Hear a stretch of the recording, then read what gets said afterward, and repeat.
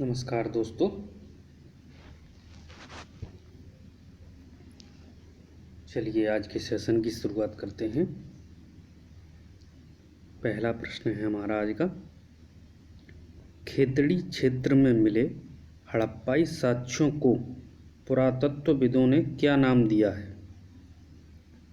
तो उन्होंने नाम दिया है गणेश्वर जोधपुरा संस्कृति, यानी गणेश्वर जोधपुरा संस्कृति खेतड़ी क्षेत्र में मिले हड़प्पाई साक्ष्यों को कहते हैं।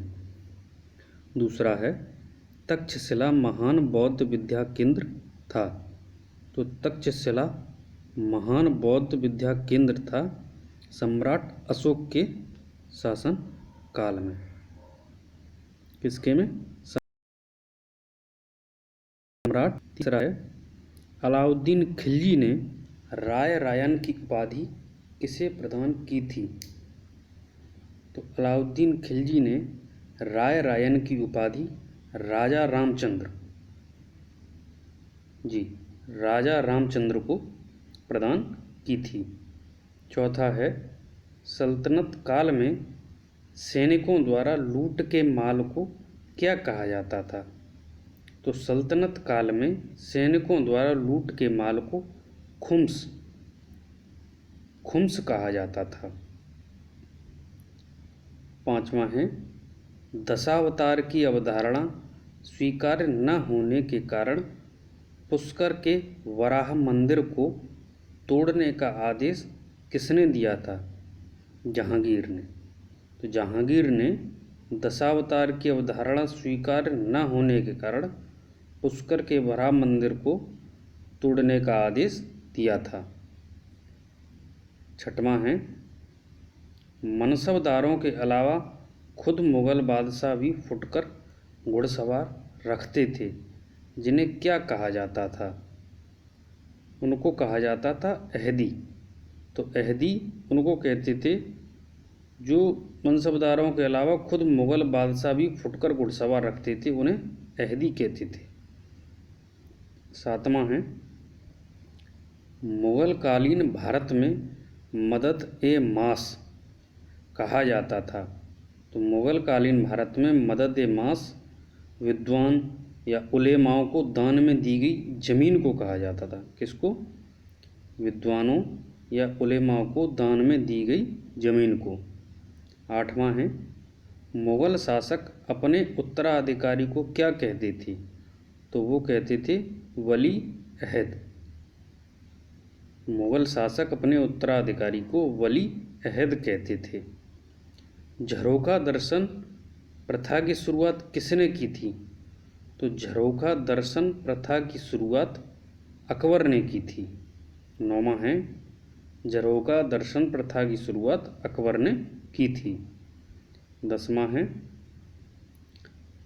अंग्रेजों ने भारत पर रूसियों के आक्रमण के भय से जिस राज्य का अधिग्रहण किया था वह कौन सा है? तो वह था सिंध। सिंध राज्य को अंग्रेजों ने भारत पर रूसियों के आक्रमण के भय से अधिग्रहण किया था।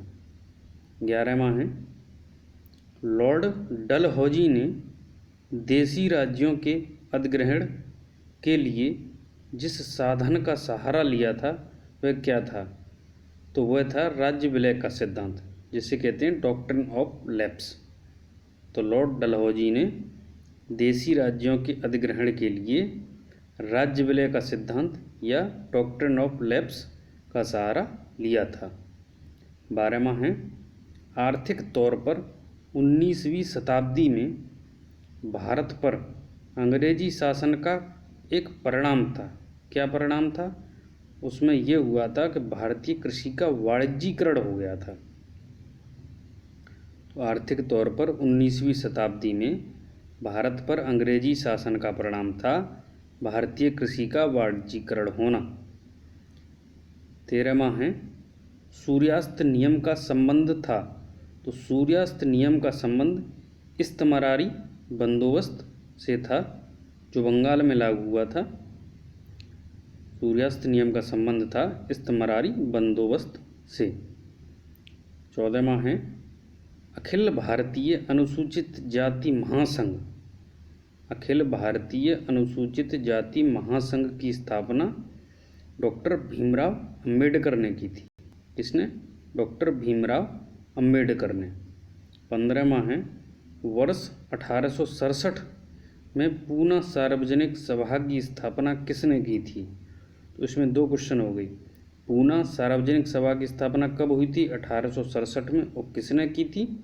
Mahadev Govind Ranade, MG Ranade.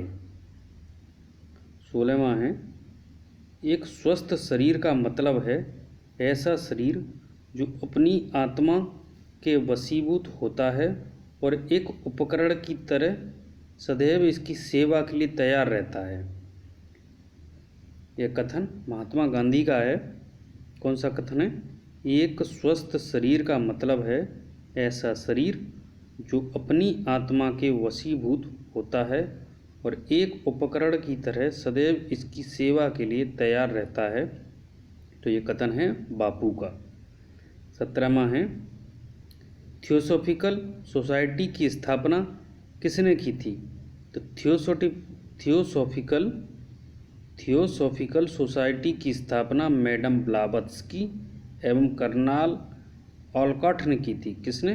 Madam Blavatsky एवं कर्नल ऑलकॉट ने। 18वां है, हंटर समिति जो 1919-1920 में बनी थी, हंटर समिति 1919 में बनी थी, का गठन किया गया था किस लिए? तो जलियांवाला बाग हत्याकांड की जांच पड़ताल के लिए किया गया था।